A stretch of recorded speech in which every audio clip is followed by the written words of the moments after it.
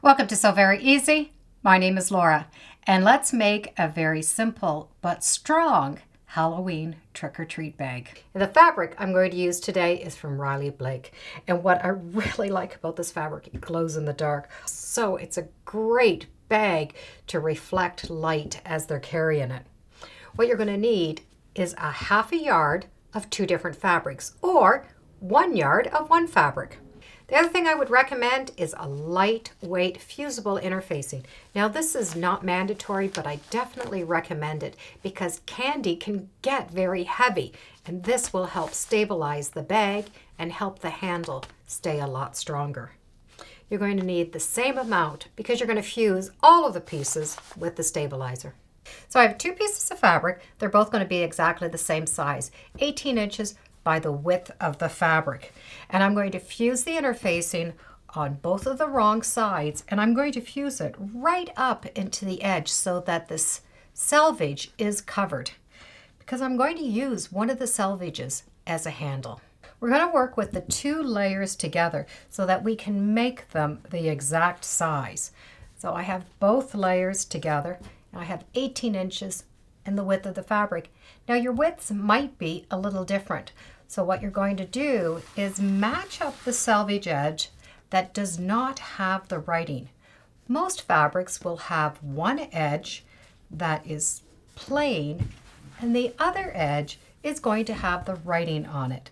We're going to use the edge that is plain. So match up that selvage edge and then have all the fabric go flat. So this end might not be the same, but we're going to cut it off and it will be the same when we're done. We're going to use the selvage edge that has no writing on it, and those are going to make handles. That selvage edge is very strong, so it's going to help with the strength of that handle.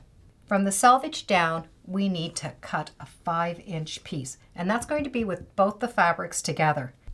And when the handles are cut off, you can leave the fabric together and you'll be able to cut off the selvage on the other side. And by cutting it all together, both these pieces will be the identical size. And just cut off that selvage and discard that. You won't need that. Out of these two strips, we're going to need 4 handles. You just need to fold this fabric in and then fold it back up to the top. The selvage is going to be on the outside. You already have a finished edge, so you don't have to worry about that coming undone. You don't have to worry about finishing it. And it doesn't have to be exact. Whatever your measurement is will work out fine. Now just give this a good press and do that to the other side. What you're going to want to do is you're going to do 4 rows of stitching. And you don't have to measure.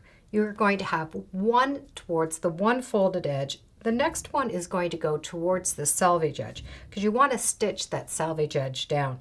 And then just do 2 more rows of stitching right down the center. So you'll have 4 rows of stitching. And because it's Halloween and I don't often get to use purple and orange, I'm going to use purple and orange. 1 in the bobbin, 1 in the top. Once they're done, we need to square off the edges and cut them right in half. And that's going to give us 2 of one color and 2 of another.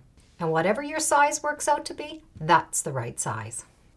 We're going to put 2 straps on one side of the bag, 2 straps on the other side of the bag. So let's start with the one side.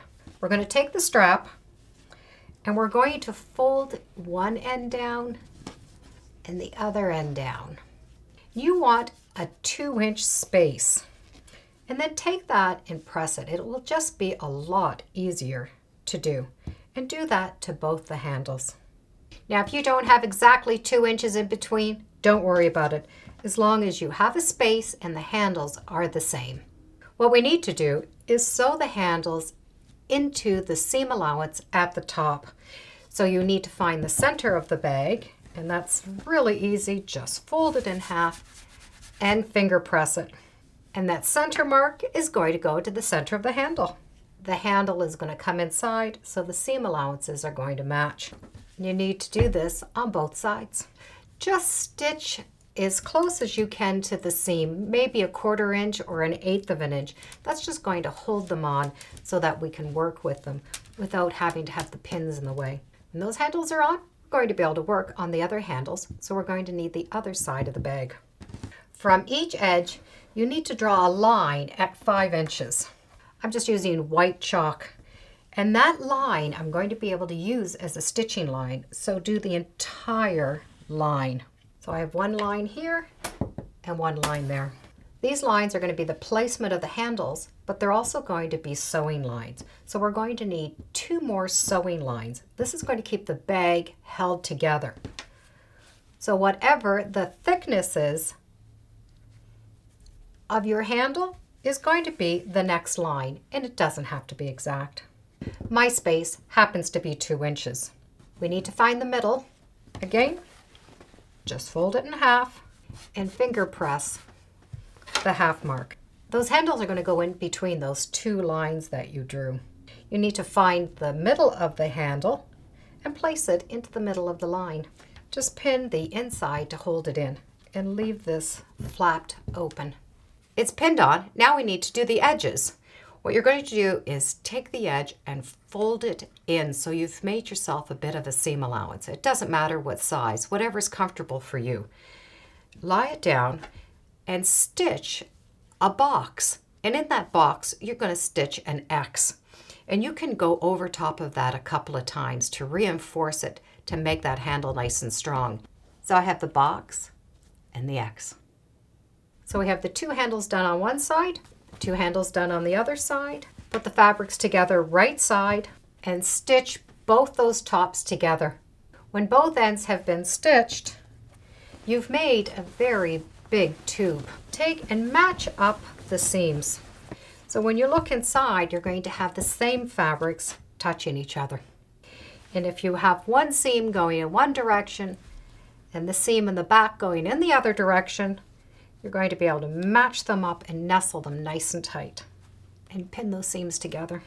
When the center seams have been matched up, you're going to be able to smooth this out and stitch down both sides. Now on one side, you're going to need an opening because you need to turn this right side out. I like to have the opening on the one that has the handle that was sewn flat. So I'm going to leave about 8 inches, which is one good hand span, right here in the edge in order to turn it. So I'll stitch a little bit, leave an opening, and stitch down. This side, I'll be able to do the whole thing. Now from this opening, you can pull the entire bag right side out. Poke out all of your edges, and then while the bag is still open and flat, you're going to be able to fold in that seam allowance and just top stitch that opening close. When that opening is closed, you're going to be able to take the bag and pull it together and push it so that the flat handle is on the outside, because we're going to do some top stitching. The first row of top stitching is going to go all the way around the top of that bag, so you're stitching again over top of that handle. So make sure that your seams are matching and then top stitching all the way around. When this top stitching has been done, you're going to follow this row of stitching going through both these layers all the way around. If you have a Freearm on your machine, this will come really handy into doing those 2 rows of stitches. So once the bag is all pressed flat and you know those sides are matching, you'll be able to put this in the Freearm of your machine and follow that line. But you just want to make sure that you keep the handles out of that seam because you want to be able to use the handles. So once the bag has been finished sewing, there's a couple of ways you can carry it. You can carry it this way, or you can turn it and carry it this way. If you want to use the inside handle because you want a shorter bag, you can still put it this way. You can fold those handles so that they fit inside. And then the top handles are right at the top, so you're going to be able to just hold on to those handles to carry that bag. You can still have it the other way. The larger carrying handles are going to be on the outside of the bag, but in the inside you still have the smaller handles so you can carry the bag this way. So if you're starting off at the night, you can start with the nice little short bag, and it's easy to hold open.